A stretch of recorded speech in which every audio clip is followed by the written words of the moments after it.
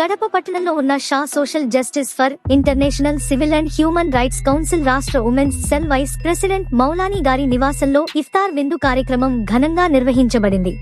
ఈ కార్యక్రమానికి కడప జిల్లా మరియు ప్రొద్దుటూరులోని Shah social justice for international civil and human rights రాష్ట్ర కార్యాలయం సభ్యులు పెద్ద సంఖ్యలో హాజరయ్యారు. రంజాన్ పవిత్ర మాసాన్ని పురస్కరించుకుని నిర్వహించిన ఈ ఇఫ్తార్ విందులో సంస్థ ఎండి షా మొహమ్మద్ గారు, నేషనల్ డైరెక్టర్ ఆస్మా గారు, పలువురు రాష్ట్ర నాయకులు, మా హ్యూమన్ రైట్స్ సభ్యులు కలిసి ఉపవాస విరమణ చేసి పరస్పరం సోదరభావం, ఐక్యతను చాటుకున్నారు. Shah social justice for international civil and human rights council సభ్యులు, నాయకులు పాల్గొని రంజాన్ మాసం యొక్క ప్రాముఖ్యత, సేవా కార్యక్రమాల గురించి మాట్లాడారు.